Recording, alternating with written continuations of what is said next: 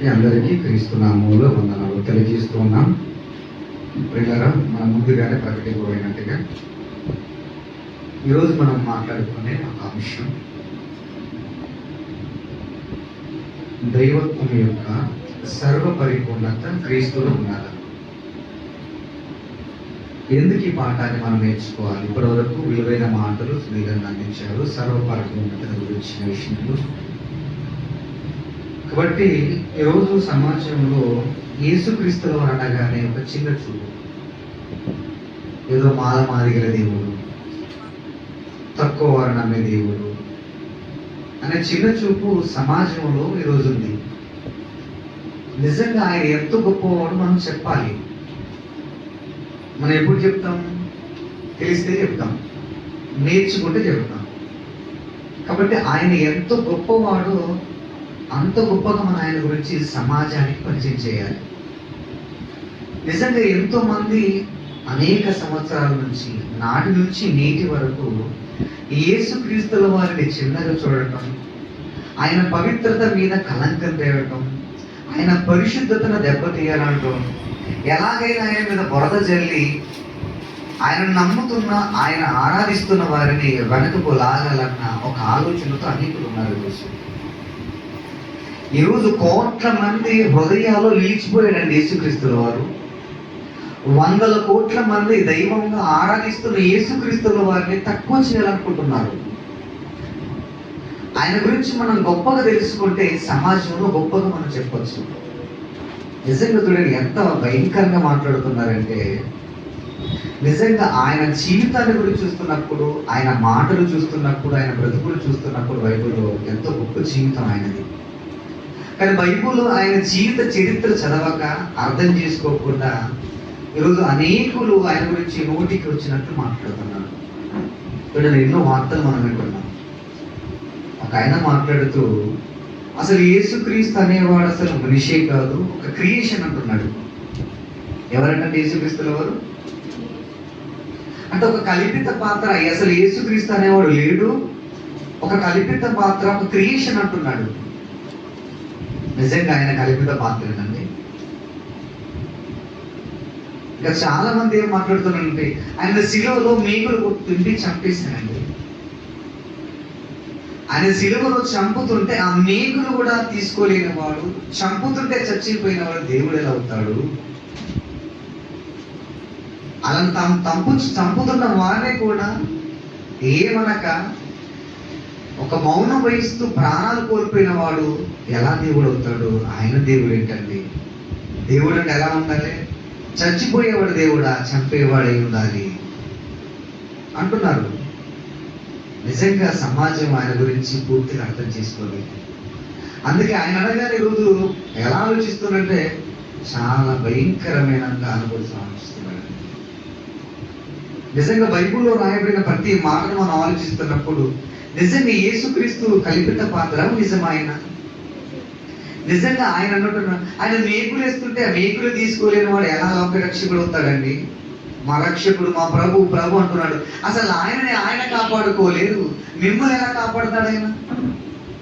అవునా కదా? వాళ్ళు ఏమనుకుంటున్నారంటే ఆయన చంపుతుంటే ఆయనే కాపాడుకోలేదు, మిమ్మల్ని ఎలా కాపాడుతాడు? వాళ్ళకి తెలియని విషయం ఏంటంటే మనల్ని కాపాడడానికి ఆయన చనిపోయాడు. మనల్ని కాపాడడానికి ఆయన చనిపోయాడు. వాళ్ళు సిలువలో మరణించేంత వరకు చూశారు, సిలువలో మరణించేంత వరకు చూశారు. ఆ సిలువ తర్వాత ఏం జరిగిందో వాళ్ళకి తెలియదు, ఇంకా అర్థం కాలేదు. ఆయన దేవుడిగా ఉన్న ఆయన సిలువలో మరణిస్తున్నాడు. మరణించేవాడైతే దేవుడు అనుకుంటున్నారు. కానీ మరణించి సమాధిలో పెట్టబడిన ఆయన మూడో దినం అనగా మృత్యుంజయుడిగా లేచి సమాజానికి ఒక దైవంగా తనకు తాను రుజువు చూపించాడు ఆయన. నిజంగా చూడండి, మరణించి తిరిగి లేచిన వారు ఎవరైనా ఉన్నారా? మరణించి తిరిగి లేచిన వారు ఎవరైనా ఉన్నారా? ఆధారాలతో, రుజువులతో తను తాను 40 రోజులండి సజీవుడిగా కనపరుచుకొని వెళ్ళిపోయాడు ఆయన. కానీ ఈరోజు ఎలాగైనా ఆయన మీద అపనిందలు వేయాలి. ఎన్నో సినిమాలు వస్తున్నాయి ఆయన మీద, తప్పుడు మాటలు వస్తున్నాయి, తప్పుడు ఎన్నో మోపాలని ఎలాగైనా ఆయన ఖ్యాతిని తగ్గించాలనుకుంటున్నారు. అందుకే ఎన్ని జరుగుతున్నాయండి. నిజంగా చూడండి, యేసుక్రీస్తు నిజంగా కల్పిత పాత్ర ఆయన నిజమా? నిజంగా ఆలోచించండి. ఈరోజు అలా అనేవారిని మనం ఆలోచిస్తే, ఈరోజు యేసుక్రీస్తు లేనిది ప్రపంచంలో ఏది జరగదండి. ఈరోజు ఒకసారి యేసుక్రీస్తు దేవుడు కాదు, ఆయనతో నాకు పని అవసరం లేదు, ఆయనతో నాకేంటి, నేను ఆయన ఉన్నాడని ఒప్పుకోను, ఆయన దైవంగా ఒప్పుకోను అని ఒకవేళ అనుకుంటే, ఈరోజు మనం పుట్టిన తర్వాత మనకు డేట్ ఆఫ్ బర్త్ సర్టిఫికేట్ కావాలంటే ఎవరు కావాలండి? ఈ రోజు మనం పుట్టిన తేదీ నువ్వు ఏ సంవత్సరం పుట్టావు? 2010లో పుట్టావా, 1999లో పుట్టావా, 2000 సంవత్సరంలో పుట్టావా? ఏ సంవత్సరంలో పుట్టిన ఆ సంవత్సరం తేదీ కావాలంటే ఎవరు కావాలి? యేసుక్రీస్తే కావాలండి. చివరికి నువ్వు చచ్చిపోయిన తర్వాత నీ పిల్లలకు డెత్ సర్టిఫికేట్ కావాలన్నా కూడా ఎవరు కావాలి? యేసుక్రీస్తుగా కావాలండి. ఆయన పుట్టి ఇన్ని సంవత్సరాలని ఒప్పుకొని డేట్ వేసుకుంటున్నాం మనం, నమ్మిన వారైనా నమ్మని వారైనా. మన ఆస్తి పత్రాలు చెల్లాలన్నా కూడా అందులో డేట్ వేయాలి. నిజంగా నువ్వు డేట్ ఆఫ్ బర్త్ సర్టిఫికేట్ తీసుకున్నావు, అందులో డేట్ లేదనుకో జరుగుతుందా? నీ డెత్ సర్టిఫికేట్ తీసుకొని ఇక్కడ ఎక్కడన్నా తల్లిదండ్రులు చనిపోయినప్పుడు వాళ్ళ డెత్ సర్టిఫికేట్ తీసుకుంటే వాళ్ళు ఎప్పుడు చనిపోయారని తేదీ అందులో లేదనుకో జరుగుతుందా? వాళ్ళ బ్యాంక్ బ్యాలెన్స్ రావాలన్నా అందులో ఎప్పుడు చనిపోయాడో డేట్ మెన్షన్ చేయబడాలి. అది ఎవరి నుండి వచ్చింది? యేసుక్రీస్తు వారు నుంచి వచ్చింది. నిజంగా అంత గొప్ప ఆయన ఎంత తక్కువ చూస్తున్నారు? ప్రేమ దేవుని వల్ల అందరికంటే గొప్పవాడండి ఆయన, అందరికంటే గొప్పవాడు. కానీ సమాజం చూడండి, ఆయన చాలా తక్కువ అనుకుంటున్నారండి. నిజంగా ఆయన లేకుంటే ఏ కాలాన్ని లెక్కించలేమండి. ఈరోజు చూడండి, ప్రపంచంలో ఏ దేశ చరిత్ర చెప్పాలని ఎవరు కావాలి? ఏ దేశంలో ఏ రాజు ఏ చక్రవర్తులు ఎప్పుడు పరిపాలించాలో చెప్పాలన్నా కూడా అది క్రీస్తు పూర్వమా క్రీస్తు శకమా? ఏ దేశ చరిత్ర చెప్పాలన్నా, ఏ దేశ నాగరికత చెప్పాలన్నా, ఏ దేశంలో యుద్ధాలు జరిగినాయి చెప్పాలన్నా ఎవరు కావాలంటే యేసుక్రీస్తే కావాలి. మొదటి ప్రపంచ యుద్ధం ఎప్పుడు జరిగింది, రెండో ప్రపంచ యుద్ధం జరిగింది ఎప్పుడు జరిగింది చెప్పాలన్నా అది క్రీస్తు పూర్వం జరిగిందా, క్రీస్తు శకంలో జరిగిందా, అది కాలాన్ని లెక్క కట్టాలంటే ఆయనే కావాలి. నిజంగా చూడండి, ఆయన లేని ఏది జరగదండి. అందుకే చూడండి, కొన్నిసార్లు ఎవరైనా మనుషులుగా మనం చూస్తున్న వ్యక్తులు క్షీణించిపోయి ఆరోగ్యం బాగోలేక అనారోగ్యంతో శరీరం అంతా బాగోలేనప్పుడు మనుషులుగా మనం మాట్లాడుతూ ఏంటంటే ముఖంలో ఏసు లేదేంద్రా అంటారు. అవునా కదా? నీ ముఖంలో ఏసు లేదు. నీ ముఖాన్ని చూస్తున్నప్పుడు నీ ముఖం ఎలా క్షీణించిపోయింది, నీ ఆరోగ్యం ఎలా క్షీణించిపోయింది. నిన్ను చూస్తే ఒక మనిషిగా నువ్వు లేవు, నువ్వు మనిషిగా లేవు. ఎలా ఉన్నావంటే ఒక పేషెంట్గా మారిపోయావు. నీ ముఖంలో ఏసు లేదు, కళ లేదు. నిజంగా ఎంత వాస్తవమో, ఈ ప్రపంచానికి యేసు లేకపోతే ఏది లేదండి. యేసుక్రీస్తుల వారు ప్రభుల వారు లేకపోతే ఏ చరిత్ర నువ్వు చెప్పలేవు. దానికి ఆధారం ఆయనే. ఆయన లేకపోతే ఏది చెప్పలేమండి. అలాంటి ఆయన పట్టుకొని పక్కకు పెడుతున్నారు. నిజంగా ఆయన ఎంత గొప్పవాడో మనం చూడగలిగితే ప్రియులారా, పరలోకమందున్న దేవుడు ఒక మాట రాయించాడు. ఒకసారి వినండి. యెషయా గ్రంథం 6వ అధ్యాయము, యెషయా గ్రంథం 6వ అధ్యాయము, యెషయా గ్రంథం 6వ అధ్యాయం 3వ వచనం చదువుకున్నాం. వారు సైన్యములకు అధిపతియగు యెహోవా పరిశుద్ధుడు పరిశుద్ధుడు పరిశుద్ధుడు, సర్వలోకము ఆయన మహిమతో నిండి ఉన్నదని గొప్ప స్వరముతో గాన ప్రతిగానములు చేయుచున్నాడు. అంటే పరలోకమందున్న దేవుడు ఎలా ఉన్నాడంటండి? ఆయన కోటాను కోట్ల మంది దేవదూతులు ఎలా పిలుస్తున్నారట? యెహోవా పరిశుద్ధుడు పరిశుద్ధుడు పరిశుద్ధుడు అని గాన ప్రతిగానం. అందుకే చూడండి, పాటలు పాడే వారికి కోరస్ ఇస్తారు వెనకాల. అవునా కదా? కోరస్ ఇస్తారు. ఇప్పుడు కొంతమంది దేవదూతలు ఎలా పడుతున్నారు? యెహోవా పరిశుద్ధుడు అనగానే మళ్ళీ కొంతమంది దేవదూతలు ఏమంటున్నారు? యెహోవా పరిశుద్ధుడు. అంటే కోటాను కోట్ల మంది దేవదూతల మధ్య పరిశుద్ధుడు పరిశుద్ధుడు పరిశుద్ధుడు అని కోటాను కోట్ల మంది మధ్య ఆయన పొగడబడుతున్నాడండి. దేవుడు పొగడబడుతున్నాడు, పరిశుద్ధుడిగా ఉన్నాడు ఆయన. అలా పరిశుద్ధుడిగా ఉన్న ఆయన మనుషుల విషయంలో ఆయన తీసుకున్న ఒక నిర్ణయం, అదేంటంటే, ఇదిగో నేను ఎలాగైతే పరిశుద్ధుడిగా ఉన్నానో, నేను ఎలాగైతే పరిశుద్ధుడిగా ఉన్నానో, పవిత్రుడిగా ఉన్నానో, అలాంటి పరిశుద్ధత, అలాంటి పవిత్రత మనుషులకు ఉండాలనుకున్నాడు, నా పిల్లలకు ఉండాలనుకున్నాడు. నాలాంటి క్యారెక్టరే, నాలాంటి మనసే, నాలాంటి ఆలోచన నా పిల్లలకు ఉండాలనుకున్నాడు. అలా ఉండాలంటే మట్టి దేహంలో ఉన్న మనిషిలో దైవాన్ని చూపించాలనుకున్నాడండి. మట్టి శరీరంలో దైవాన్ని చూపించాలనుకున్నాడు, మట్టి దేహంలో దైవాన్ని చూపించాలనుకున్నాడు. నిజంగా మరి దేవుడు ఆయనే వస్తే భూమి మీదకి, దేవునిగా ఆయన వేస్తే ఈ లోకం పడుతుందా? ఆయన ఇస్తూ ఈ లోకం వస్తూ సరిపోతుందా? ఆకాశ మహాకాశంలో పట్టజాని ఆయన ఈ భూమి మీదకి వస్తే ఈ భూమండలం ఉండిపోతుందా? ఈ లోకం సరిపోతుందా?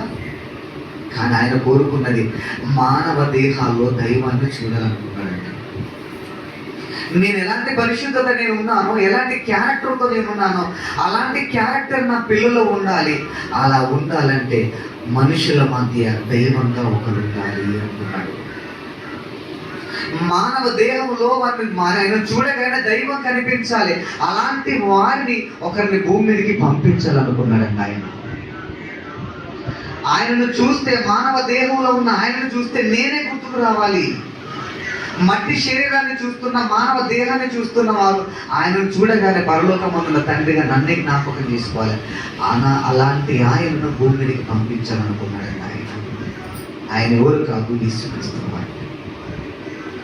నిజంగా పరలోకమందున దేవుడు యేసుక్రీస్తుల వారు రాకముందు ఎంతో మంది ప్రవక్తలతో మాట్లాడాడు, ప్రవక్తను పంపించాడు, ఎంతో మంది సేవకులతో మాట్లాడాడు ఆయన, ఎంతో మంది దైవజనులతో మాట్లాడాడు. మోషేను మొదలుకొని ఎంతో మంది ప్రవక్తలు ప్రవచించారు, ఎంతో మంది దైవ వాక్కులు పలికారు. కానీ ఆయన తీసుకున్న చివరి ఏమంటే, అనేక సమయాల్లో, నానా సమయంలో నేను ప్రవక్తలతో మాట్లాడాను, నా భక్తులతో మాట్లాడాను, నా సేవకులతో మాట్లాడాను. ఇక నేను మాట్లాడవలసింది నేనే వారితో మాట్లాడాలి అని ఏమంటున్నాడు. ఒకసారి ఏప్రిల్కి రాసిన పత్రిక మొదటి అధ్యాయము, ఏప్రిల్కి రాసిన పత్రిక మొదటి అధ్యాయము మొదటి వచనం చదువుకున్నాం. ఒకరి చదవాలి, ఎవరు మొదట చదివినట్టు ఎక్కువ చదవదు. పూర్వకాలమందు నానా సమయములలో నానా విధములుగా ప్రవక్తలతో ద్వారా మన పితరులతో మాట్లాడిన దేవుడు ఈ దినముల అంతమందు కుమారుని ద్వారా మనతో మాట్లాడేను అంటున్నాడు. అంటే యేసుక్రీస్తుల వారు రాకముందు ఆయా సమయంలో, ఆయా కాలాల్లో, ఆయా సందర్భాల్లో ఎవరి ద్వారా మాట్లాడాడంటే ప్రవక్తల ద్వారా మాట్లాడాడు, భక్తుల ద్వారా మాట్లాడు, తన సేవకుల ద్వారా మాట్లాడాడు. ఇలా మాట్లాడిన కన్న తండ్రి ఆయన తీసుకున్న ఆలోచన ఏంటంటే, ఇదిగో నా కుమారుని ద్వారా ఇక మాట్లాడాలి. నేను ప్రవక్తల ద్వారా మాట్లాడాను, ఇక మాట్లాడవలసింది ఏదైనా ఉంటే నా కుమారుడే వెళ్ళి మాట్లాడాలి. నేను భూమి మీదకి వెళితే ఏదైతే మాట్లాడతానో, నేను మాట్లాడవలసిన ప్రతి మాట నా కొడుకు వెళ్ళి చెప్పాలి, నా కుమారుడు వెళ్ళి చెప్పాలనుకున్నాడు, నా కుమారుడు వెళ్ళి చెప్పాలనుకున్నాడు. నిజంగా చూడండి, పరలోకమందున్న దేవుడు ఒకవేళ శరీరధారిగా వచ్చి ఒకవేళ ఈ భూమి మీద ఉంటే ఎలా ఉంటాడో దానికి నిలువెత్తు నిదర్శనమే యేసుక్రీస్తు వారు. అందుకే ఆయన రావాల్సిన, ఆయన చెప్పవలసిన మాటలన్నీ కూడా యేసుక్రీస్తుల వారికి చెప్పి పంపించాడండి ఆయన. అందుకే పరలోకముల తండ్రి నాకు నేర్పినట్టు అంటాడు, పరలోకమున్న తండ్రి నాకు నేర్పినట్టు అవే మాటలు చెబుతున్నాను అంటాడు. అందుకే ఆనాడు వారి ద్వారా, ప్రవక్తల ద్వారా మాట్లాడిన దేవుడు చివరికి ఏమనుకున్నాడంటే, నా కుమారునితో వారితో మాట్లాడాలి. నేను ఏదైతే మాట్లాడాలనుకున్నానో, ఒకవేళ నేనే వారి మధ్యలోకి వెళ్ళిపోతే వారిని ఎలా చూస్తున్నానో, ఎలా చూస్తానో, ఏం మాట్లాడతానో, ఎలా ప్రేమిస్తానో, ఎలా కరుణిస్తానో, ఎలా చేరదీస్తానో, నేను మనుషుల మధ్య ఒకవేళ మానవ దేహంతో వెళితే అలాగే నా కుమారుడు వెళ్ళాలి. నేను వెళ్ళాల్సిన ప్లేస్లో నా కుమారుడు వెళ్ళి అదే ఆదరణ, అదే ప్రేమ, అదే కరుణ నా కుమారుడు చూపించాలి. ఆయనతోనే నేను మాట్లాడాలి, ఆయన ద్వారా మాట్లాడాలి అనుకున్నాడండి. అందుకే 2000 సంవత్సరాల క్రితం ఒక మానవ ఆకారంతో ఈ భూమికి వచ్చాడండి యేసుక్రీస్తు వారు. దేవుడు ఏదైతే మాట్లాడాలనుకున్నాడో, దేవుడు ఏదైతే చెప్పాలనుకున్నాడో ఆ చెప్పాల్సిన ప్రతి మాట యేసుక్రీస్తుల వారికి నేర్పించి పంపించాడండి ఈ భూమి మీదకి. అందుకే 2000 సంవత్సరాల క్రితం ఈ భూమి మీదకి వచ్చిన యేసుక్రీస్తుల వారి జీవితం ఎంత గొప్పదో మనకు అర్థమవుతుందండి. అందుకే పరలోకమున్న దేవుడు ఆయన తీసుకున్న నిర్ణయం, మనుషుల మధ్యలో ఒక దైవాన్ని నన్ను చూపెట్టాలి, నా కుమారుడు నన్ను చూపెట్టాలి, ఆయనను చూస్తే నేనే గుర్తుకు రావాలి. యేసుక్రీస్తుల వారిని చూస్తే దేవుడే గుర్తుకు రావాలనుకున్నాడు, తండ్రి గుర్తుకు రావాలనుకున్నాడు. అందుకే యేసుక్రీస్తులు చూస్తున్నప్పుడు నిజంగా ఒకసారి తండ్రి చేసిన కార్యాలు చూడండి. తండ్రి ఎలాంటి కార్యక్రమాలు అయితే చేశాడో యేసుక్రీస్తుల వారు రాకముందు భూమి మీదకి వచ్చిన యేసుక్రీస్తులు అలాంటి కార్యక్రమాలు చేశాడట. ఆయన నిజంగా ఆయన దైవంగా ఈ భూమి మీద బ్రతికాడా, ఒక దేవుని కుమారుడుగా దేవుని యొక్క లక్షణాలతో ఈ భూమి మీద బ్రతికాడా అని వాక్యంలోనికి వెళ్ళిపోతే మనకు అర్థమైపోతుంది. ప్రేమ దేవుని మాట నిజంగా ఆయన తీసుకున్న చివరి నిర్ణయం ఎంతో మంది ప్రవక్తలు పంపించారు. ఈ అంత్య దినాలలో, ఈ చివరి గడియల్లో, ఈ చివరి రోజుల్లో నా కుమారుని ద్వారానే నేను మాట్లాడాలి. ఇక ప్రవక్తలతోనే కాదు, ఇక భక్తులతోనే కాదు, సాక్షాత్తు మానవ రూపంతో నా కుమారుడే పోవాలి. నేను పోతే ఎలా ఉంటుందో భూలోకంలో, నా కుమారుడు పోయి దైవంగా నిరూపణ జరగాలి. నేను వెళ్తే సమాజంలో ఎలా ఉంటుందో అలా నా కొడుకు నిరూపించాలి, ఒక దైవంగా ఉండాలి. నాలాంటి లక్షణాలే నా కుమారుడికి ఉండాలనుకున్నాడండి. అందుకే క్రీస్తుని పంపించాడు, ఆయన యేసుక్రీస్తులో పంపించాడు. నిజంగా చూడండి, ఆయన పంపించిన యేసుక్రీస్తు తండ్రి లాంటి పరిశుద్ధత కలిగి ఉన్నాడా లేడా? ఇప్పుడు యెహోవా పరిశుద్ధుడు పరిశుద్ధుడు పరిశుద్ధుడు అనుకుంటున్నాం కదా, మరి యేసుక్రీస్తుల వారిని పంపించాడు కదా, కుమారుని పంపించాడు కదా, ఆ పంపించిన కుమారుడు తండ్రి లాంటి పరిశుద్ధత కలిగి ఉన్నాడా లేడా?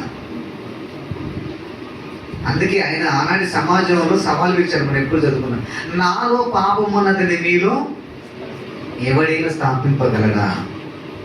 అంటే పరలోకమందున్న కన్న తండ్రి యేసుక్రీస్తుల వారిని పంపించిన తర్వాత ఆయనలో చూస్తున్న లక్షణాలు చూడండి. నాలాంటి పరిశుద్ధత భూమి మీదకి వెళ్ళిన యేసుక్రీస్తులో ఉండాలనుకున్నాడు. అది జరిగిందా, జరగలేదా? అంటే పరలోకమందున దేవుడు భూమి మీదకి వస్తే ఎలాంటి పరిశుద్ధతతోనైతే ఉంటాడో, భూమి మీదకి వచ్చిన యేసుక్రీస్తుల వారు అది నిరూపించాడు దైవంగా ఆయన. నిజంగా అండి, ఆ ప్రశ్న ఎవరైనా వేయగలరండి? మన గురించి మనం ప్రశ్నలు వేసుకోగలమా? సవాలు వస్తావు సమాజంలో నిలబడగలమా? మన మాటతో కానీ, చూపుతో కానీ, ప్రవర్తనతో కానీ, ఏ విషయంలోనైనా మన గురించి, మీరు నా గురించి ఒకసారి ప్రశ్నించని అనగలమా? ఆయన విసిరిన సవాలు ఏదో పల్లెకు, పట్టణాలకు, గ్రామాలకు కాదండి, ప్రపంచ మానవాళి మీద విసిరాడండి. మేధావులకు, శాస్త్రులకు, పండితులకు, గొప్ప గొప్ప వారందరి సమక్షంలో ఆయన విసిరిన సవాలు చిన్నది కాదండి. మామూలుగా మనం నోటి మాట జారి మనం ఒప్పుకోమండి, అవునా కదా? కానీ ఆయన పరిశుద్ధత చూడండి, ఎంత నమ్మకం పెట్టాడో తండ్రి. ఆ నమ్మకాన్ని బొమ్మ చేయని ఒకే ఒక కుమారుడు అండి యేసుక్రీస్తుల వారు. అందుకే పరలోకం మనం చదువుకున్న మాట, పరలోకంలో దూతలేమో ఎలా పొగుడుతున్నాయట, ఏమో పరిశుద్ధుడు పరిశుద్ధుడు పరిశుద్ధుడు పరిశుద్ధుడు పొగుడుతుంటే, ఆ పరిశుద్ధత నా కొడుకులో కావాలని పంపించిన యేసుక్రీస్తులో ఏం కనబడుతుందండి? అదే పరిశుద్ధత కనబడుతుంది. అంటే యేసుక్రీస్తులో ఏం కనబడుతుందంటే దైవత్వం కనబడుతుంది. మనకు దైవత్వం కనబడుతుందండి. నిజంగా ఆయన దైవత్వాన్ని ఎవరు ప్రశ్నించగలరండి? ఆయన గురించి ఎవరు ప్రశ్నించగలరు? అందుకే ఆయనలో పరిశుద్ధత మనకు కనబడుతుంది. అందుకే చూడండి, ఆ మాట చదువుతాం. అపోస్తుల కార్యములు 3వ అధ్యాయము 14వ వచనం. అపోస్తుల కార్యములు 3వ అధ్యాయం 14వ వచనం చదువుకున్నాం. మీరు పరిశుద్ధుడును నీతిమంతుడనైన వానిని నిరాకరించి నరహంతుకుడైన మనిషిని మీరు అనుగ్రహింపమని అడిగితిరి. యేసుక్రీస్తుల వారు ఎలా ఉన్నాడట? మీరు పరిశుద్ధుడును నీతిమంతుడు అన్నాడు. అంటే యేసుక్రీస్తుల వారు భూమి మీద ఆయన పుట్టినది మొదలుకొని మరణించేంత వరకు ఎలా ఉన్నాడట? పరిశుద్ధత. అలాంటి పరిశుద్ధత ఎవరి దగ్గర ఉంది? తండ్రి దగ్గర ఉంది. అంటే తండ్రికి ఉన్న అదే పరిశుద్ధతను భూమి మీదకి వచ్చిన యేసుక్రీస్తుల వారు ఆయన నిరూపించుకున్నాడండి. నిజంగా పరిశుద్ధతలో నిలిచేవాడు ఎంతమంది? మనం కానీ పరలోకములో నుంచి యేసుక్రీస్తుల వారు ఆయన మానవ దేహంతో ఉన్నాడండి. మనలాంటి దేహమే అనేది, ప్రత్యేకమైన దేహం కాదు యేసుక్రీస్తుల వారి. మనలాంటి మానవ దేహంలోనే ఉండి ఆయన పాపము లేని వాడిగా పరిశుద్ధుడిగా తను తాను నిరూపణ చేయించుకున్నాడండి. ఇంకా మన నిరూపణ కాలేదు, అవునా కదా? చస్తే కదా నిరూపణ జరిగేది, పోతే కదా నిరూపణ అయ్యేది. కానీ ఆయన చూడండి, ఆయన పుట్టిన మొదలుకొని బ్రతికున్నప్పుడు సవాలు విసిరాడు, చనిపోయిన తర్వాత సాక్ష్యం వచ్చేసిందండి. ఎలాంటి సాక్ష్యము? పరిశుద్ధుడండి ఆయన. ఎలాంటి పరిశుద్ధుడైతే తండ్రికి ఉన్న పరిశుద్ధత కుమారుడికి ఉంది. కుమారుడు ఎలా ఉన్నాడు? తండ్రి అయితే ఆత్మగా పరిశుద్ధంగా ఉన్నాడు, కానీ ఆత్మగా కాకుండా ఆకారంలో ఆత్మగా భూమి మీదకి వచ్చిన యేసుక్రీస్తు వారు ఆ మానవ దేహంతో ఒక దైవత్వంగా బ్రతుకుతున్నాడండి ఆయన, పరిశుద్ధుడుగా. అలాంటి వారు ఎవరైనా ప్రపంచంలో లోకం పుట్టినది మొదలుకొని నేటి వరకు నాలో పాపము లేదని నిరూపించిన వాళ్ళు ఎవరు ఉంటారంటే, నాలో పాపం ఉన్నదని మీరు అడగండి అని ఎవరు ఉంటారా? ఎవరున్నారండి? కానీ యేసుక్రీస్తులో చూడండి. మరొక మాట చూద్దాం. నిజంగా చూడగలిగితే ఇప్పుడు యేసుక్రీస్తుల వారు ఏం కనబడుతుందంటే, తండ్రికి ఉన్న పరిశుద్ధత ఆయనకు కనబడుతుందండి. తండ్రి లాంటి పరిశుద్ధత. మరొక మాట చూద్దాం ఒకసారి. యెహోషువ గ్రంథం, అంతకంటే ముందుగా కొలస్సీలకు రాసిన పత్రిక,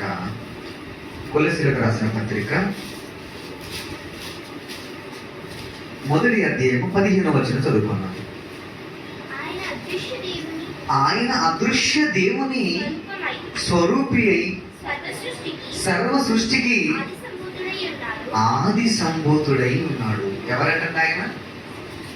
ఈ యేసుక్రీస్తు ఎలా ఉన్నాడు? ఆయన అదృశ్య దేవుని స్వరూపి అయి సర్వ సృష్టికి ఎవరంటే ఆధారం?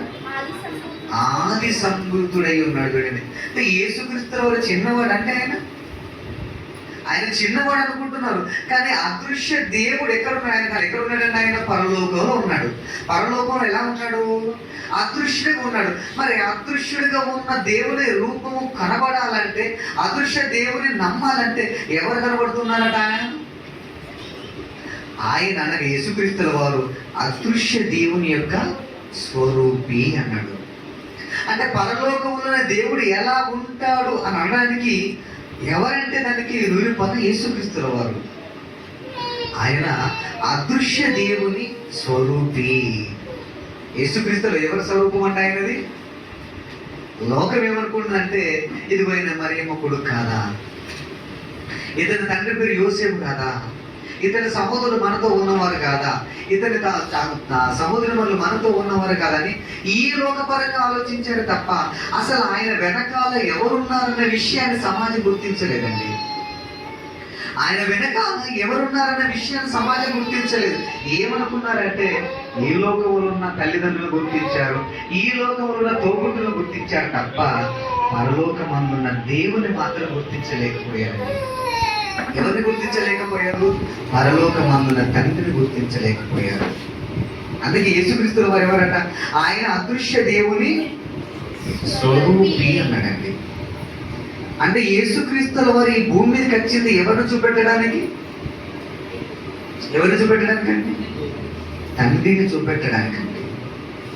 అంటే పరలోకములో అదృశ్యుడిగా ఉన్న ఆయనను దృశ్య రూపంలో ఒకవేళ నువ్వు చూడాలనుకుంటే ఎవరిలో కనబడతాడు? ఎవరిలో కనబడతాడు?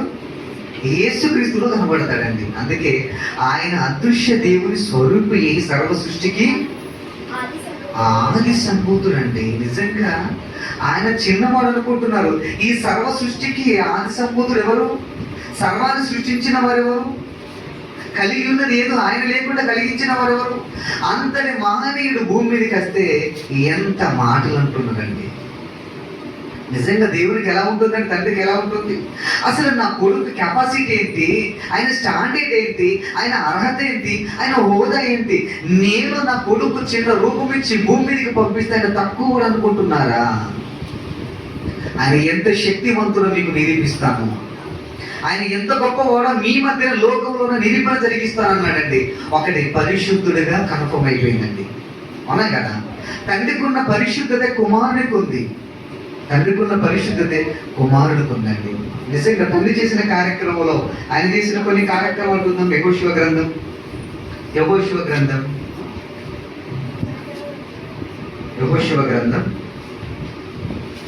2వ అధ్యాయము 10వ వచనం చదువుకున్నాం.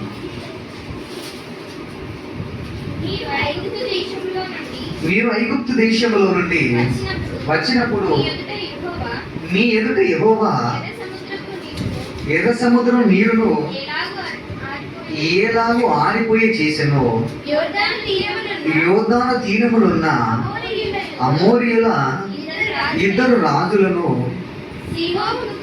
సీహోనును ఓగును మీరేమి చేసిదిరో, మీరు అనగా వారిని ఎలాగూ చేసిదిరో ఆ సంగతి మేము విన్నప్పుడు మా గుండెలు కరిగిపోయాను. నిజంగా చూడండి, నిజంగా దేవుడు చేసిన కార్యక్రమాలు చూడండి.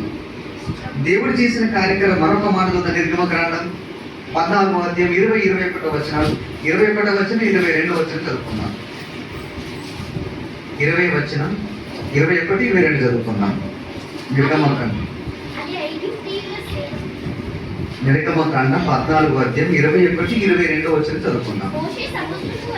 మోషే సముద్రము వైపు తన చెయ్యి చాపగా యెహోవా ఆ రాత్రి అంతయు బలమైన తూర్పు గాలి చేత సముద్రమును తొలగించి దాన్ని ఆరిన నీళ్ళగా చేసి నీరు విభజింపబడగా ఇశ్రాయేలీయులు సముద్రం మధ్యలో ఆరిన నీళ్ళ మీద నడిచినట్లు ఆ నీళ్లు వారి కుడి ఎడమల ప్రక్కలను వారికి గోడల వలె ఉండడం చూడండి. అంటే తండ్రి చేసిన కార్యక్రమం చూస్తున్నాం మనం. తండ్రి ఏం చేశాడండి? తన పిల్లలు బానిసలుగా బ్రతుకుతున్నారు. ఎక్కడ బ్రతుకుతున్నారు? ఐగుప్తు దేశంలో బ్రతుకుతున్నారు. ఐగుప్తు దేశంలో బ్రతుకుతున్న తన పిల్లలను తాను వాగ్దానం చేసిన దేశంలోనికి నడిపించడానికి మోషే గారి నాయకత్వంలో నడిపిస్తున్నాడు. అలాంటి సమయంలో ఈ వెనక చూస్తే ఎవరి సైన్యం? ఫరో సైన్యం. ముందు చూస్తే సముద్రం. అంటే సముద్రంలోకి వెళ్తే ఏమైపోతుందండి? సముద్రంలోకి వెళ్ళిపోయే మనకి ఏమైపోతుంది? చనిపోతాం. ఒకవేళ వెనకాల ఉన్న ఫరో సైన్యం చేతిలో పడిపోతే చనిపోతాం. అంటే ముందు పోయి వెనక పోయి, అంటే ముందు ప్రమాదం వెనక ప్రమాదం, ఎటు వెళ్ళినా చావే దిక్కు. అలాంటి పరిస్థితుల మధ్య దేవుడు తీసుకున్న నిర్ణయం అండి. మోషే చెయ్యి చాచి కర్ర చాపగానే సముద్రం ఎలా మారిపోయిందంటే 2గా చీల్చబడి. ఒకసారి మీ ఇంటికి వెళ్ళిన తర్వాత బకెట్ నీళ్ళు తీర్చండి.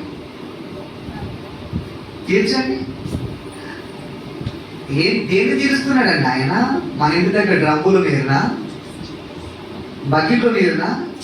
సముద్రంలో నీరును 2లుగా చీలిస్తున్నాడండి. అది కళ్ళ ముందు చూసిన వారికి ఎలా ఉంటుందండి? వాళ్ళు ఎక్కడో వచ్చేంత వరకు, వాళ్ళు వచ్చిన తర్వాత చేశాడా, రాకముందు చేశాడు ఆయన? వాళ్ళ కళ్ళ ముందే వాళ్ళు చూస్తుండగానే సముద్రం మాయలుగా మారిపోతుంది. సముద్రం మధ్యలో ఆరిన నేల మీద నడిచినట్టు నడుస్తున్నారు. ఆ నీరు కుడి ప్రక్కల ఎడమ ప్రక్కన ఎలా ఉన్నాయంటే గోడల వల్ల నిలిచిపోయేటండి. ఎంత ఆశ్చర్యం చూడండి. ఆరిన నేల మీద, పొడి నేల మీద నడిచినట్టు తన పిల్లలను నడిపిస్తున్నాడు తండ్రి. ఎంత గొప్పవాడండి. కళ్ళ ముందు జరిగినది వాళ్ళు కళ్ళ ముందు చూశారండి. అలా సముద్రాన్ని 2గా చీల్చేసి నీరునే గోడలుగా పెట్టేశాడట అండి. నీరునే రోడ్ లెక్క చేశాడట. అందులో నుంచి నడిపించాడండి. కళ్ళారు చూశారండి వాళ్ళు. ఇది తండ్రి చేస్తున్న కార్యక్రమం అండి. ఆ మాటలు ఎవరు విన్నారంటే రాహాబు అనే వేశ్య. మీ దేవుడు ఎంత గొప్పవాడో తెలుసా? మీ దేవుడు ఎర్ర సముద్రంలో పాయలుగా చేసి కుడి ఎడమల గోడలుగా నిలిపినప్పుడు, అందులో మిమ్మల్ని నడిపించినప్పుడు, ఆ వార్త విన్నప్పుడే మా గుండెలు కరిగిపోతున్నాయి, అదిరిపోతున్నాయి. ఏంటి ఎంత గొప్పవాడా మీ దేవుడు? నమ్ముకున్న మనలో లేదు ఉంటుందని అంత విశ్వాసం. ఒక ఆమె, ఒక వేశ్య అండి, రాహాబు వేశ్య. ఆమె దేవుడికి చెబుతున్న సాక్ష్యం చూడండి. నీ దేవుడు చిన్నవాడు కాదు, సముద్రాన్ని చీల్చేసి గోడలుగా పేర్చేసి అందులో మిమ్మల్ని నడిపించిన వాడయ్యా. ఆ వార్త వింటేనే మాకు వణుకు పుడుతుంటే మరి చూసిన వారికి ఎలా ఉండాలండి? చూసిన వారికి ఎలా ఉండాలి? నిజంగా చూడండి, తండ్రి చేత జరిగించిన కార్యక్రమం అండి. ఇప్పుడు చూసాం. ఇప్పుడు మరి తండ్రి లాంటి యేసుక్రీస్తు మరి చేయాలి. ఆయన దైవంగా నిరూపణ జరుగుతుంది కదా. మరి యేసుక్రీస్తులో భూమి మీదకి వచ్చాడండి. ఆయన తండ్రి పంపించాడు కదా. ఆయన అదృశ్య దేవుని నిరూపణ చేయాలి కదా. ఆయన అదృశ్య దేవుని స్వరూపము కదా. ఆయన భూమి మీదకి వచ్చిన తర్వాత ఏం చేశారు ఒక్కసారి చూద్దాం. చూడండి, మత్తయి సువార్త 14:25 చదువుకున్నాం. మత్తయి సువార్త. రాత్రి 4 జామున ఆయన సముద్రం మీద నడుచుచు వారి యొద్దకు వచ్చెను. ఆయన సముద్రం మీద నడుచుట శిష్యులు చూచి తొందరపడి భూతమని చెప్పుకోలేదు. చూడండి, ఎవరంటే నడుచుకుని వచ్చింది? ఎక్కడ నడుస్తున్నాడండి ఆయన? మనం ప్రయత్నం చేద్దామా? మనుషులకు సాధ్యమేనా? కేవలం దైవానికే సాధ్యమవుతుందండి. అది కేవలం దైవానికే సాధ్యమవుతుంది. ఆయన సముద్రం మీద శిష్యులు ప్రయాణం చేస్తూ ఓడలు వస్తుంటే యేసుక్రీస్తుల వారు వాళ్ళకి ఎదురుగా సముద్రం మీద నడుచుకుంటూ వస్తున్నాడు. ఎలా? ఒక నేల మీద నడిచినట్టుగా, ఒక దారిలో ప్రయాణం చేసినట్టుగా సముద్రం మీద వచ్చి నడుచుకుంటూ వస్తే మీరు ఆశ్చర్యపోతున్నారు. అంటే యేసుక్రీస్తు వారు మనలాంటి మానవ దేహమా కాదా? మరి మనలాంటి మానవ దేహం అయితే మునిగిపోవాలా వద్దా? అవునా కదా? మనం ఇప్పుడు ఒకవేళ మన ఇంటి దగ్గరికి వెళ్ళి ఒకవేళ మన కెనాల్లో, చెరువులో, బావిలో దూకామనుకోండి, ఈత వచ్చిన వారైతే తేలుస్తారు, ఈత రాని వాళ్ళైతే పోతారు. అవునా కదా? అంటే మనమైతే నీటిలో దూకామనుకోండి, నీటి మీద నడిచామనుకో మునిగిపోతాం. కానీ యేసుక్రీస్తు చూడండి, ఒక సముద్రం మీద నడుచుకుంటూ వస్తున్నాడండి. కానీ శిష్యులకు అర్థం కాదు. భూతం కావచ్చు, దయ్యం కావచ్చు అని అనుకున్నారండి. కానీ దగ్గరికి వచ్చిన తర్వాత వాళ్ళకు పూర్తి క్లారిటీ ఇచ్చేసాడండి ఆయన. నిజంగా ఒక సముద్రం మీద నడుస్తున్నాడంటే చిన్నవాడండి ఆయన. చూడండి, తండ్రి అయితే సముద్రాన్ని పాయలుగా గీసేసాడండి ఆయన. కానీ కుమారుడు చూడండి, సముద్రం మీదనే ప్రయాణం చేస్తున్నాడండి ఆయన. సముద్రం మీద ప్రయాణం చేస్తున్నాడు. అంటే సముద్రం ఆయన మాట వింటుందా? ఒకనాడు తండ్రి మాట విని సముద్రం ఎలా మారిపోయింది? రెండుగా చీల్చబడింది, గోడలుగా మార్చబడింది. కానీ యేసుక్రీస్తు నడుస్తుంటే సముద్రం ఎలా మారిపోయింది? ఎలా మారిపోయింది? ఇంకా ఏం జరిగిందో చూడండి ఒకసారి. ఒక మాట మళ్ళీ మార్కు సువార్త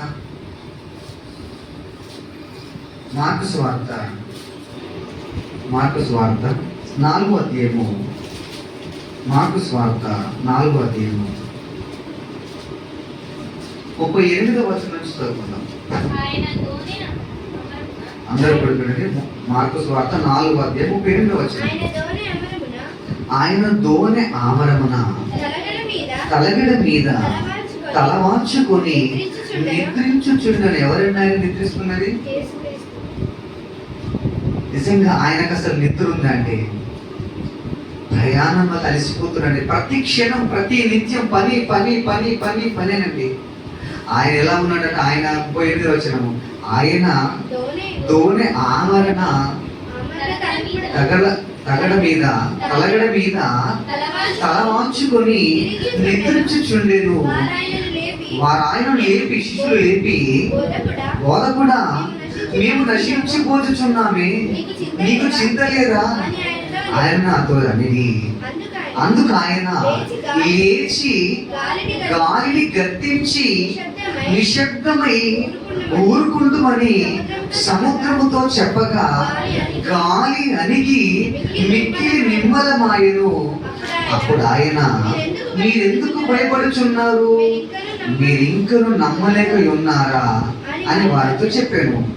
వారు మిక్కిలి భయపడి ఆయన ఎవరో, గాలియు సముద్రము ఈయనకు లోపడుచున్నవని ఒకరితో ఒకరు. ఏమి విన్నాయటండి ఆయన మాట? సముద్రం మీద ప్రయాణం చేస్తున్నారండి. ఎవరు? యేసుక్రీస్తుల వారు. ఆయన అలసిపోయి అలా చేర తీసుకుంటూ అలా తలవంచుకున్నాడట. అంతే, నిద్రిస్తున్నాడట. అప్పటికి అరుపులు కేకలు వినపడుతున్నాయి. ఎవరి? శిష్యులు. ఎందుకంటే ఓడ మునిగిపోయే పరిస్థితి, అల్ల ఎక్కువైపోతున్నది, గాలి ఎక్కువైపోతుంది, ఓడ మునిగిపోతే చచ్చిపోతే ప్రమాదంలో సముద్రంలో చనిపోతాం అన్న భయంతో ఆందోళనతో కేకలు వేస్తున్నా, ప్రభు చనిపోతున్నా. మీకు చింత లేదయ్యా, నువ్వు చచ్చిపోతే నువ్వు అయితే మంచిగా నిద్రపోతున్నావు, నువ్వు చనిపోయినా మంచిది ఎలాగా, నువ్వు నిద్రపోతున్నావు అని ఆయనకు మీకు చింత లేదా అని అడుగుతున్నారండి. అప్పుడు లేచి ఏం చేశారంటే యేసుక్రీస్తుల వారు గాలిని సముద్రము ఏం చేశాడట, గద్దిస్తే ఏమయ్యాట, గాలిని సముద్రమును గద్దిస్తే అణిగి మిక్కిలి నిమ్మలమాయం. ఎవరిది? గాలి సముద్రం. కానీ ఎవరైనా గాలిని సముద్రాన్ని కంట్రోల్ చేయగలరా? ఎగ్జాంపుల్ అండి, చాలా మంది ఇళ్ళలో కుక్కలను పెంచుకుంటారు, డాగ్ని పెంచుకుంటారు, అవునా కదా? చాలా మంది సిటీలో అయితే, కొంతమంది ధనవంతులు అయితే ఎవరైనా కుక్కలను ఈరోజు పెంచుకుంటున్నారు. వాటిని ఏం చేస్తారంటే ఆ గేటు దగ్గరనో ఇంటి ముందు కట్టేసుకుంటారు.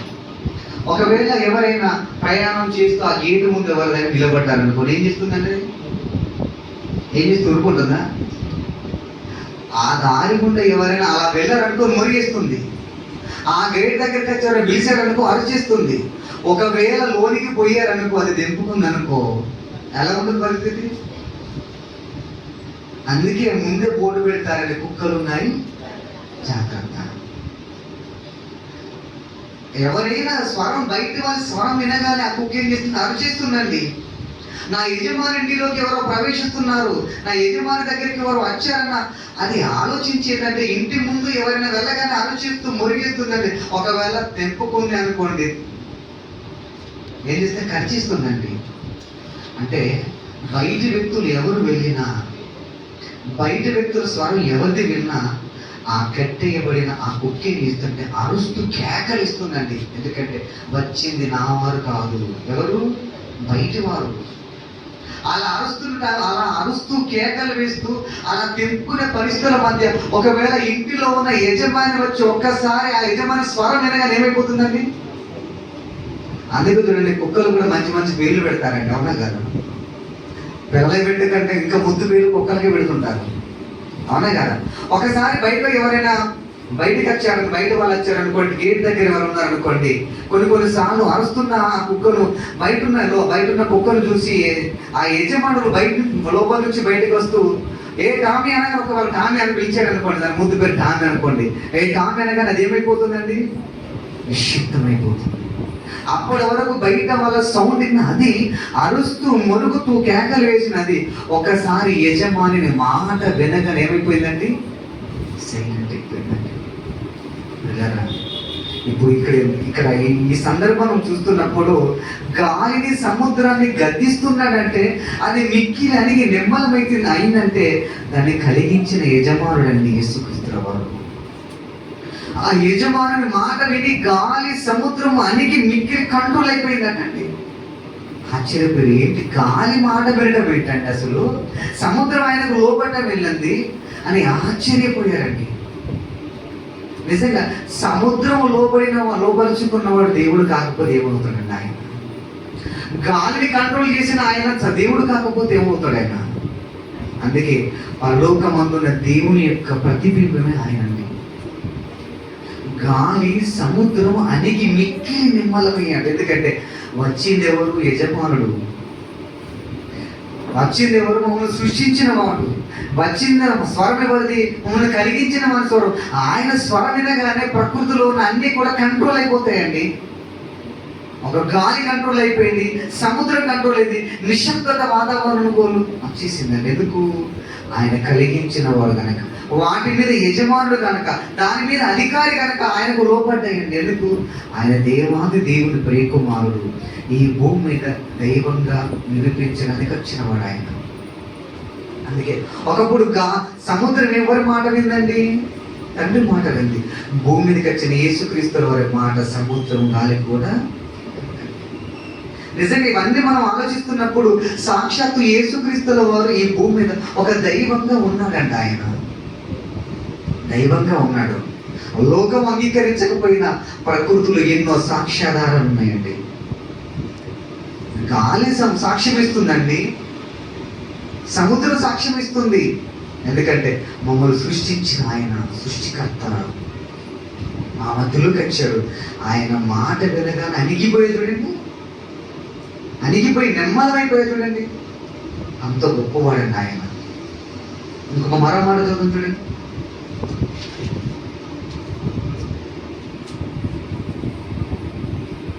మరొక మాట చదువుతాం. మత్తయి సువార్త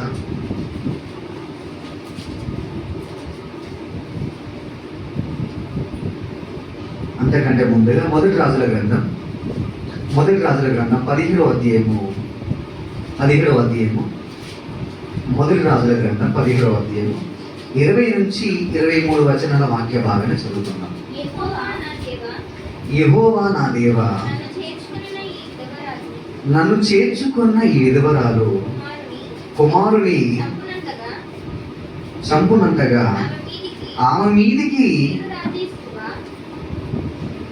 మీదికి కీడు రాజేసిదివా అని యెహోవాకు మొరపెట్టి ఆ చిన్నవాని మీద ముమ్మారు పారచాచుకొని, యెహోవా నా దేవా, నా మొర ఆలకించి ఈ చిన్నవానికి ప్రాణము మరలా రమ్మిమ్మని యెహోవాకు ప్రార్థింపగా, యెహోవా ఏలియా చేసిన ప్రార్థన ఆలకించి ఆ చిన్నవాని ప్రాణము మరలా రానిచ్చినప్పుడు వాడు బ్రతికెను. చూడండి, ఎవరండి చిన్నవాడు?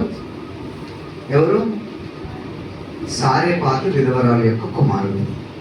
నిజంగా ఈ సందర్భం చూస్తున్నప్పుడు ఆశ్చర్యకరమైన సందర్భం అండి. ఇదంతా కూడా నిజంగా వారికి తినడానికి తెలియలేదు, కానీ ఒక సేవకునికి వాళ్ళు ఆహ్వానం ఇచ్చిన విధానం, ఆ తర్వాత ఆశీర్వాదం పొందిన విధానం, చివరికి ఆమె కుమారుడు చావు బ్రతుకుల మధ్య ఉన్నాడు. కాపాడుకోవాలి, కానీ దేవుడు కాపాడా లేదా? బ్రతికరించాడా? బ్రతికరించలేదా? ఇలా అనేక సందర్భాలు మన బైబిల్లో కనబడతాయి.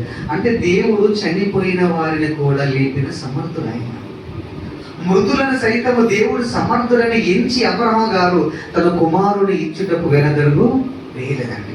అంతగా నమ్మాడు. అంటే మృతులను సైతము కూడా లేపగల సమర్థుడు ఆయన. ఈ సందర్భంలో కూడా ఆ కుమారుడు చనిపోయిన వాడిపై లేపబడ్డాడు.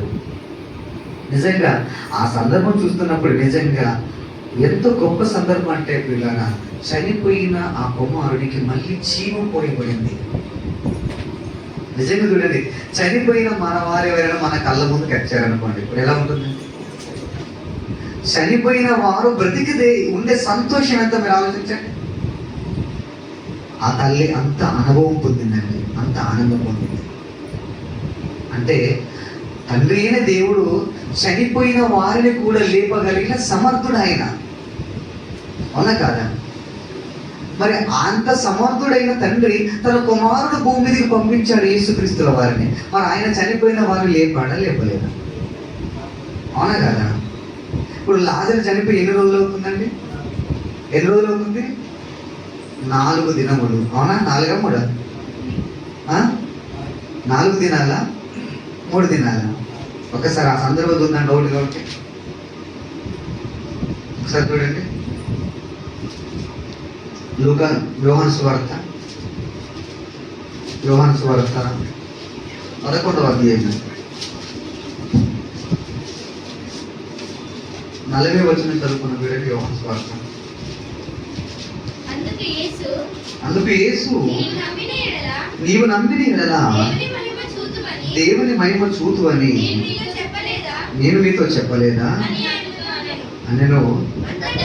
అంతటా వారు ఆ రాయి తీసివేసి యేసు కన్నులు పైకెత్తి, తండ్రి నీవు నా మనవి వినినందున నీకు కృతజ్ఞతాస్తుతులు చెల్లించుచున్నాను, నీవు ఎల్లప్పుడూ నా మనవి వినుచున్నావని నేను ఎరుగుదును.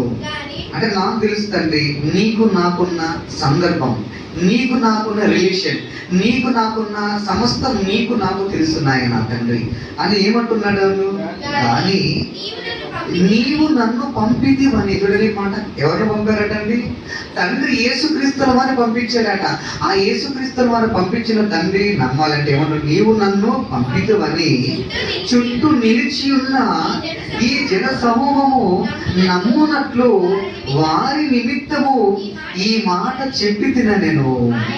ఆయన అలాగూ చెప్పి లాజరు బయటికి రా అని బిగ్గరగా కేక వేసి చెప్పగా, చనిపోయిన వాడు కాలు చేతులు ప్రేత వస్త్రములతో కట్టబడిన వాడై వెలుపలికి వచ్చెను. ఎవరైనా ఆయన లాజరు ఎన్ని దినాలు అనుకున్నాం మనము? 39వ వచనం ఉంటుంది చూడండి ఆ మాట. అయితే యేసు ఆ రాయి జీవుడని చెప్పగా, చనిపోయిన వారిని సహోదరైన మార్త, ప్రభు అతడు చనిపోయి 4 దినములైనది, ఇప్పటికి 4 దినములైన లాజరు అండి. 4 దినముల వాడు ఎలా ఉంటాడండి? సమాధిలో ఎలా ఉంటాడు? అప్పటికి సువాసన ఉంటుందా, దుర్వాసన ఉంటుందా? అప్పటికి అతని సహోదరుడు, ప్రభు 4 దినాలు అవుతుంది. మనం ఓపెన్ చేసిన ప్రయోజనం ఉండదయ్యా, ఎందుకంటే 4 దినాలు స్మెల్ వస్తుంది, వాసన కొడుతుంది. మనం అక్కడికి వెళ్ళకుండా ఉండడం మంచిదంటే, నువ్వు నమ్ముతున్నావా? నువ్వు నమ్మితే దేవుని మహిమను చూస్తావు. ఎలా చూస్తావంటే, ఒక్కసారి నా సమాధి దగ్గరికి. 4 దినాలు సమాధిలో ఉన్న లాజరు బయటికి రానొక్క శబ్దం వినగానే ఎలా వస్తున్నాడట? అతనికి చనిపోయినప్పుడు శవపేటకి ఏం చేస్తాడంటే, కొత్త బట్టలు కుట్టేసి చుట్టేసి ఎంత అంగమ చేసి పెడతారంటే సమాధిలో. ఎలాగైతే పెట్టబడ్డాడో అలా పెట్టబడిన ప్రేత వస్త్రములో నుంచి, సమాధిలో నుంచి బయటికి వస్తున్నాడండి. ఎవరు రప్పించగలరండి? మనం రప్పించగలమా? అంటే పరలోకమందున్న దేవుణ్ణి నిరూపిస్తున్నాడండి ఇక్కడ యేసుక్రీస్తు వారు, నిరూపిస్తున్న ఆయన. అందుకే ఆయన చూసినప్పుడు 4 దినాలు సమాధిలో ఉన్న శవానికి జీవం పోస్తున్నాడు. చూడండి, ఎవరు పోస్తారండి జీవం? ఎవరు పోస్తారు జీవం? జీవాన్ని ఇచ్చిన వాడే జీవం మళ్ళీ పోయాలి. అందుకే నేను జీవాధిపతిని అన్నాడు. జీవాధిని మీరు చంపారు, ఆయన లేచాడు. పిల్లారా, పరలోకమందున్న దేవుడు ఏదైతే చేయాలనుకున్నాడో యేసుక్రీస్తుల వారు భూమి మీద అదే చేస్తున్నాడంటే. ఆయన పరలోకమందున్న కన్న తండ్రికి ఎలాంటి పరిశుద్ధత అయితే ఉందో అదే పరిశుద్ధత యేసుక్రీస్తుల వారిలో కనబడుతుంది. ప్రకృతి మీద పరలోకమందున్న తండ్రి ఎలాంటి అధికారం పొందిన వారే శాసిస్తున్నాడో, భూమి మీదకి వచ్చిన యేసుక్రీస్తుల వారు అదే దైవత్వాన్ని చూపెట్టుకుంటూ ఆయన కూడా ప్రకృతిని శాసిస్తున్నాడండి. పరలోకమందున్న దేవుడు ఎలాగైతే చనిపోయిన వారిని లేపుడుకు సమర్థులను నిలిచారో, భూమి మీదకి వచ్చిన యేసుక్రీస్తు మానవ దేహంలో ఉండి కూడా ఒక దైవం చేసే కార్యక్రమాలు చేస్తున్నాడండి ఆయన. మనుషులకు సాధ్యమండి? ఒక చనిపోయిన శవాన్ని లేపడం అనేది, బయటికి రప్పించడం అనేది సాధ్యమేనా? బయటికి లోపలికి వెళ్ళిన లాక్కొని వస్తున్నారు. లాజరును లాక్కొని వస్తున్నారా? పెట్టేటప్పుడు మాత్రం లాక్కొని వెళ్ళి పెట్టారా లేదా? అప్పుడు శవం ఇప్పుడు జీవంతో వస్తున్నాడండి. ఎవరి వలన? యేసుక్రీస్తుల వారి వలన. నిజంగా చనిపోయిన వారిని లేపిన వాడు దేవుడు కాకపోతే ఏమవుతాడో చెప్పండి. మనకు అర్థం కావడానికి, చచ్చిపోయే పరిస్థితుల్లో మనం హాస్పిటల్కి వెళ్ళాం, అవునా కదా? డాక్టర్ చెప్తారు అసలు ఉంటాడో పోతాడో తెలియదమ్మా. నిఖిల్ తమ్ముల విషయం అదే జరిగింది. ఎందుకు తీసుకొచ్చారు? మీరు ఎంజోలు అదే అన్నారు, ఆచార్యులు అదే అన్నారు. ఎందుకు తీసుకొచ్చారు? అతనికి హార్ట్ అటాక్ అప్పుడే వచ్చేసింది, ఉంటాడు కొద్ది నిమిషాలు, కొద్దిసేపు అన్నారు. కొద్దిసేపు ఇక పోతాడు కావచ్చు అన్నారు. కానీ దేవుడి కృప వల్ల తమ్ముడు బ్రతికాడు. అంటే డాక్టర్లు చూడండి, ఎవరైనా చనిపోయే పరిస్థితుల్లో ఉన్న వారికి ఒకవేళ ప్రాణాలు పోసారే అనుకో, వాళ్ళ దృష్టిలో ఆ డాక్టర్ ఎలా ఉంటాడు? కనిపించిన దేవుడు ఎక్కడో ఉన్నాడయ్యా, కనబడి దేవుడి రూపంలో దేవుడు నువ్వయ్యా అని కాళ్ళ మీద పడతారండి. అంటే ప్రాణంతో ఉన్న వ్యక్తిని ప్రాణాలు కాపాడిన వాడి దేవుడైతే, చనిపోయిన వ్యక్తిని జీవం పోసి సమాధిలో నుంచి నిలబెట్టిన వాడు దేవుడు కాకపోతే ఏమవుతాడు మీరు చెప్పండి? ఆలోచించండి. చనిపోయిన వారికి జీవం పోసాడండి ఆయన. నిజంగా అందుకే ఇక నేను ఎవరితో మాట్లాడవలసిన అవసరం లేదు. నా కుమారుడికి 100% హక్కులు ఇచ్చి అన్ని ఇచ్చి పంపిస్తున్నాను. సమస్తం ఆయనే, మొత్తం ఆయన సెటిల్ చేయాలి. ఇక నేను వెళ్తే భూమి మీద ఎలా ఉంటుందో నా కొడుకు వెళ్తే అలా ఉండాలి. ఆత్మగా నేను పరలోకంలో ఉన్నానే, ఆత్మరూపుడైన నేను ఆకారంతో భూమి మీదకి వెళ్తే, ఒక దైవం వెళ్తే ఎలా ఉంటుందో నా కొడుకు వెళ్తే అలానే చేయాలి ప్రపంచ మానవాళి అనుకున్నది. అందుకే ఒక మాట అన్నాడు చూడండి, కొలసీలకు రాసిన పత్రిక 2వ పత్రిక, కొలసీలకు రాసిన పత్రిక 2వ అధ్యాయము, కొలసీలకు రాసిన పత్రిక 2వ అధ్యాయము 9వ వచనం చదువుకున్నాడు. ఏలయనగా దైవత్వము యొక్క సర్వ పరిపూర్ణత శరీరముగా క్రీస్తునందు నివసించుచున్నది. దైవత్వము యొక్క సర్వం దేవుని యొక్క సర్వ గుణాలు ఎవరిలో ఉన్నాయట? శరీరముగా ఎవరిలో ఉన్నాయట? క్రీస్తులో నివసిస్తుంది. పరలోకమందున దేవుడు ఒకవేళ శరీరధారిగా వస్తే ఎలా ఉంటాడో ఆ రూపమే యేసుక్రీస్తు వారండి. దేవుడికి ఉండవలసిన అన్ని లక్షణాలు, అన్ని గుణగణాలు, అన్ని ఆలోచనలు ఎవరిలో కనబడుతున్నాయి అంటే శరీరంలో ఉన్న యేసుక్రీస్తుల వారిలో కనబడుతున్నాయి. అందుకే ఆ మాట మళ్ళీ చూడండి, ఏలయనగా దైవత్వం యొక్క సర్వ సంపూర్ణత, సర్వ పరిపూర్ణత, సర్వం ఎక్కడ కనబడుతున్నాయట? శరీరముగా ఒక యేసుక్రీస్తులో మాత్రమే కనబడుతున్నాయట. అంటే యేసుక్రీస్తుల వారిని చూడగానే ఎవరు కనబడుతున్నారు? దేవుడేనండి. దైవత్వం యొక్క సర్వ పరిపూర్ణత శరీరముగా క్రీస్తునందు నివసించుచున్నది. అందుకే ఒక మాట అన్నాడు చూడండి, ఆ మాట మళ్ళీ చూద్దాం ఒకసారి. మత్తయి సువార్త 14వ అధ్యాయము, మత్తయి సువార్త 14వ అధ్యాయము 33వ వచనం చదువుకున్నాం చూడండి. వారు దోణి ఎక్కినప్పుడు గాలి అణిగెను, అందరు దోణిలో ఉన్నవారు వచ్చి నీవు నిజముగా దేవుని కుమారుడవని చెప్పి ఆయనకు మొక్కి. ఏమంటున్నారండి ఇక్కడ? నీవు నిజముగా దేవుని కుమారుడవని మొక్కి. మరొక మాట అదే సందర్భంలో మళ్ళీ అదే సందర్భం సరే. మార్కు సువార్త 15వ అధ్యాయము 39వ వచనం చదువుకున్నాం. మార్కు సువార్త 15వ అధ్యాయం 39వ వచనం. ఆయనకు ఎదురుగా నిలిచి ఉన్న శతాధిపతి ఆయన ఇలాగ ప్రాణం విడిచుట చూచి నిజముగా ఈ మనుష్యుడు దేవుని కుమారుడే అని చెప్పారు. ఎవరు అంటారు? నిజంగా చూడండి, దేవుణ్ణి ఎవరైనా చూశారా? మరి దేవుని చూడకపోతే ఇక దేవుని కుమారుడని ఎలా చెబుతున్నారు? ఎలా? పరలోకమందున్న దేవుడు అంటూ ఒక ఆయన ఉంటే ఇదిగో ఇలానే ఉంటాడు. దేవుడు అంటూ ఒక ఆయన ఉంటే ఇగో ఈ రూపంలో ఉంటాడు.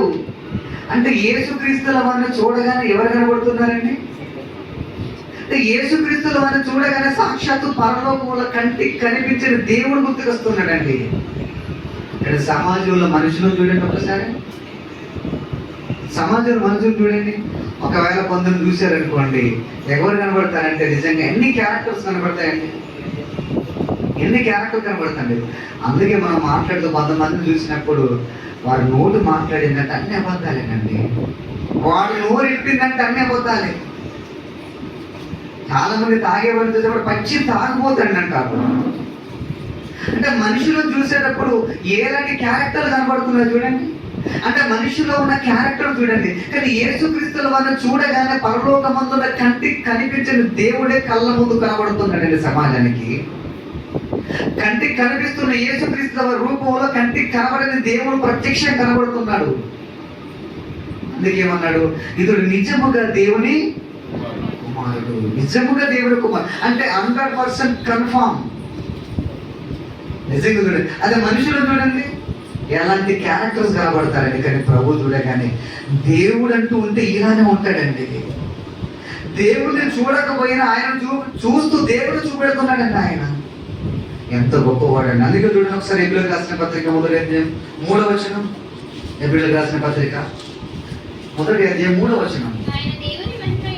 ఆయన దేవుని యొక్క మహిమ యొక్క తేజస్సును అన్నాడు.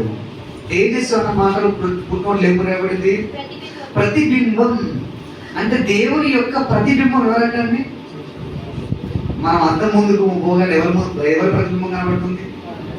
ఇప్పుడు మనం ఆ చర్చికి వచ్చే ముందు అందరూ అద్దం ముందు వెళ్ళామా లేదా? ఖచ్చితంగా లేవగానే రోజుకి ఒక్కసారైనా అద్దం చూస్తామా చూడమా? ఖచ్చితంగా మన ప్రతిబింబాలను మనం చూసుకుంటాం. అద్దంలోనే చూసుకోవచ్చు, సీన్లోనైనా చూసుకోవచ్చు, నీటిలో చూసినా నీటిలో కూడా చూసుకోవచ్చు. అంటే మన ప్రతిబింబం అనేది ఎదురెదురుగా మనం నిలబడ్డప్పుడు అద్దంలో అచ్చం మనం ఎలా ఉన్నాం అదే రూపం ఎక్కడ కనబడుతుంది? అద్దంలో కనబడుతుందా కనబడలేదా? ఇది ఎంత వాస్తవమో. పరలోకమందున్న దేవుని యొక్క రూపం ఎవరిలో కనబడుతుందాకంటే యేసుక్రీస్తులో కనబడుతుందాక. ఆయన దేవుని యొక్క ప్రతిబింబం. ప్రతిబింబం అంటే ఈ 6 అడుగుల ఆకారమేనా? ఈ 6 అడుగుల ఆకారమేనా? నిజంగా చూడండి, చాలా మంది కొంతమంది పిల్లలు చూస్తూ మిమ్మల్ని చూస్తే మీ నాన్న గుర్తుకొస్తున్నారు అంటారు. అవునా కదా? నువ్వు అచ్చం మీ నాన్నలాగే ఉన్నావే, నువ్వు అచ్చం మీ అమ్మలాగే ఉన్నావు అంటారు. అవునా కదా? ఇంకా కొంతమంది ఆ పిల్లలు చేసే పని చాలా మంది, మీ నాన్న యవ్వనంలో ఉన్నప్పుడు ఇలాగే చేసేవారు ఆ పని. మీ నాన్న ఎలాంటి పని అయితే చేస్తున్నావో నువ్వు చేస్తున్న పనితీరు చూస్తే ఒకప్పుడు 20 ఏళ్ళ కింద మీ నాన్న చేసిన పనే గుర్తుకొస్తుంది. మీ నాన్న తలపిస్తున్నావు రోహం అంటారు. అవునా కదా? కొంతమంది మాట్లాడుతుంటే మీ నాన్నలాగే మాట్లాడుతున్నావురా, మీ అమ్మలాగే మాట్లాడుతున్నావు. అదే ప్రేమ గల మాటలు, అదే ఆదరణ కలిగించే మాటలు, అలాంటి చూపే, అలాంటి మరి అది నీలో కనబడుతుందో. ఒకప్పుడు మీ నాన్నలో చూసాం, మీ అమ్మలో చూసాం, ఇప్పుడు చూస్తే మీ అమ్మను చూసినట్టే కనబడుతుంది, మీ నాన్నను చూసినట్టే కనబడుతుంది. ఎవరిలో? నీలో. లోకములో మనల్ని చూస్తే మన తల్లిదండ్రులు గుర్తుకొస్తున్నప్పుడు, ఇప్పుడు యేసుక్రీస్తులో చూడగానే ఎవరు గుర్తొస్తున్నాడంటే ఆయన దేవుని యొక్క ప్రతిబింబం.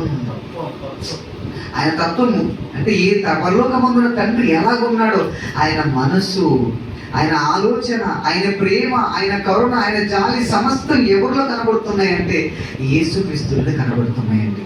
అంటే దేవుడికి ఉండవలసిన అన్ని లక్షణాలు, అంత క్యారెక్టర్ కలిగి ఈ భూమి మీద బ్రతికిన ఒకే ఒక్కడు యేసుక్రీస్తు వారండి. అంటే దేవునికి ఉండవలసిన అన్ని లక్షణాలు ఆయనలోనే కనబడాయండి. అంత గొప్పవాడు అండి యేసుక్రీస్తు వారు. సముద్రం మీద నడిచిన వాడు, సముద్రం గాలిని గద్దించేవాడు, చనిపోయిన వారిని లేపిన వాడు, ఎంత శక్తివంతుడు భూమి మీద ఉంటే ఆయన కల్పిత పాత్ర అనడానికి ఎంత మాట అండి అది. ఆ 3 మేకులు బీక్కోలేని వాడు దేవుడు ఎలా అవుతాడు అంటున్నారండి. దేవుడు అంటే కిరీటం ఉండాలి, సింహాసనం ఉండాలి, చేతులు ఆయుధాలు ఉండాలి. ఆయన దేవుడు నిజంగా ప్రాణం పెట్టి మనుషులకు జీవాన్ని పోసిన జీవాధిపతి అండి. నిజంగా ఆయన చనిపోడు అనుకున్నారు, కానీ సమాధిని పగలగొట్టి 3వ దినం మృత్యుడిగా లేచాడంట ఆయన. ఆయన లేచిన బట్టి ప్రపంచానికి జీవాన్ని పోసాడంట ఆయన. అలాంటి మహనీయుడి భూమి మీద కట్టే సమాజం ఏ సన్మానించిందండి ఆయన? ఎన్ని మాటలు, ఎంత అవమానాలు, ఎంత హేళనలు ఆయన కోసం. పిల్లరా, దైవత్వం యొక్క సర్వ పరిపూర్ణత ఒకే ఒక్క ఆయనలో కనబడుతుందండి భూమి మీద. ఆయన యేసుక్రీస్తు. సమస్తం ఆయనలోనే కనబడుతుంది. కానీ ఆయుధము లేని, కిరీటము లేని, సింహాసనం లేని ఒకే ఒక దైవం ఉన్నాడంటే అది ఒకే ఒక్క యేసుక్రీస్తుల వారు మాత్రమే అండి. అంతకు మించి దేవుని ఆలోచించండి. నిజంగా పరలోకమందున్న దేవుణ్ణి ప్రపంచానికి చూయించిన, తన శరీరంతో, తన బ్రతుకుతో, తన మాటతో, తన చూపుతో ప్రపంచాన్ని దేవుని నిరూపించిన వాడు, ఒక దైవంగా మనుషుల మధ్య బ్రతికిన వాడు ఒకే ఒక్కడు ఆయన యేసుక్రీస్తు వారండి. ఆయన లేకపోతే కాలాన్ని ఎలా లెక్కించగలం? ఆయన లేకపోతే ఏది లేదండి.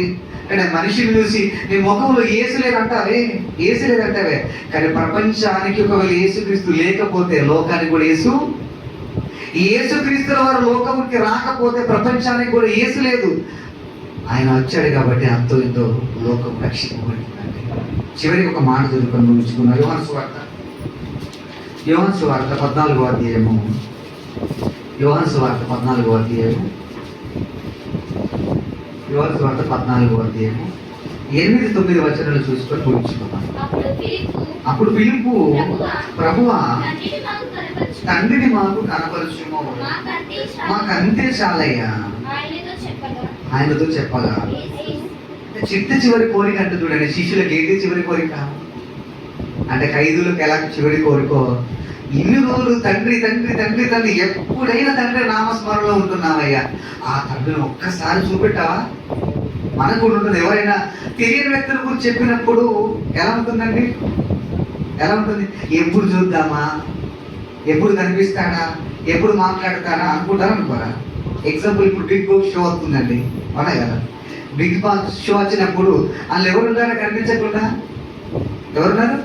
బిగ్ బాస్ అంటే చాలా మంది అసలు బిగ్ బాస్ ఎవరో, ఎలా ఉంటాడో, ఆయన వాయిస్ ఏంటో అనుకుంటారు. ఇలాగా యేసుక్రీస్తుల వారితో ఉన్న శిష్యులు ఒక్కసారి తండ్రిని కనపరిచేయ, ఒక్కసారి తండ్రి చూపెట్టాయా, మాకు అంతే చాలు అన్నారండి. అప్పుడు యేసుక్రీస్తుల వారు ఏమన్నా చూడండి, 8వ వచనం జరుపుకున్నాము. అప్పుడు ఫిలిప్పు, ప్రభువా, తండ్రిని మాకు కనపరచుము, మాకు అంతే చాలునని ఆయనతో చెప్పగా, యేసు, ఫిలిప్పు, నేను ఇంత కాలము నీ యొద్ద ఉండినా నీవు నన్ను ఎరగవా? నన్ను చూచిన వాడు తండ్రిని చూచి ఉన్నాడు. కన్ఫర్మ్ అంటే పరలోకమందున్న తండ్రి అయిన దేవుడు భూమి మీదకి వస్తే ఎలా ఉంటాడో అదే యేసుక్రీస్తులో రూపం అండి. ఆయన దైవమా కాదా? మీరు దేవుడు చూపెట్టు, తండ్రి చూపెట్టు అంటున్నావే, నన్ను ఒక్కసారి చూడయ్యా, 3.5 సంవత్సరం నాతో ప్రయాణం చేశారు, ఒక్కసారి నా జీవితం చూడు, నా మాట చూడు, నేను చూసే ప్రపంచాన్ని చూసే విధానం ఒక్కసారి చూడయ్యా. నన్ను చూస్తే ఎవరు గుర్తుకు రావాలి తెలుసా? తండ్రి గుర్తుకు రావాలి. పిల్లగా, పరలోకమందున తండ్రిని నిరూపించిన వాడు ఆయనండి. అందుకే తండ్రి తీసుకున్న నిర్ణయం తెలుసా? ఆనాడు ప్రార్థన నిబంధన కాలంలో ప్రవక్తలను, సేవకులు పంపించిన నేను, ఇదిగో నా కుమారుడి ద్వారా మాట్లాడాలి, కానీ నా కుమారుడే సమస్తాన్ని చూసుకుంటాడని ఆయన అధికారం ఇచ్చాడు, పంపించాడు. ఆయన నిరూపించాడని, తండ్రిని నిరూపించాడు. తను తానుగా ఒక దైవంగా మనుషుల మధ్య మానవ ఆకారంతో ఒక దైవంగా నిరూపించాడంట ఆయన. నిజంగా మనుషులు ఒప్పుకుంటే ఎంత, ఒప్పుకోకపోతే నువ్వు కాదనంత మాత్రాన్ని ఆయన క్యాట్ తగ్గిపోతుందా? నిజంగా ఈరోజు కోటాను కోట్ల మంది, 100 కోట్ల మంది హృదయములో ఆరాధ దైవంగా కొలబడుతున్న ఒకే ఒక్క ఆయన ఉన్నాడంటే యేసుక్రీస్తుల వారేనండి. అందరి హృదయంలో గూడు కట్టుకున్నాడంట ఆయన. అలాంటి మహనీయుని నువ్వు ఏం మాట్లాడినా ఆయన ఖ్యాతిని తగ్గించలేవు. కాబట్టి దైవత్వం యొక్క సర్వ పరిపూర్ణత శరీరముగా క్రీస్తునందు నివసించుచున్నది. కాబట్టి అంత గొప్ప మహనీయుని కలిగి ఉన్న మనందరం కూడా అదే పరిశుద్ధత, అదే యథార్థత, అదే మంచితనం కలిగి మనం ఈ భూమిలో కొద్ది కాలం దేవుడి కొరకు బ్రతికి మనందరూ కూడా దేవుని యొక్క లోకంలోకి వెళ్ళిపోవాలి. యేసుక్రీస్తు ఎలాగైతే దైవంగా బ్రతికాడో ఆ దైవాన్ని కలిగిన వారముగా, ఆ తండ్రిని కలిగిన వారముగా మనం కూడా కొద్ది కాలం ఈ భూమిలో బ్రతికి దేవుడిన మహాలోకానికి రావాలన్నది దేవుని ఆలోచన. కనుక వచ్చిన మీ అందరికీ కూడా దేవుని మాటలు విన్న మీ అందరికీ కూడా మరొకసారి క్రీస్తు నామములో శుభములు తెలియజేసి నా కార్యక్రమం ముగిస్తున్నా. వాక్యాన్ని అందరికీ వందనాలు.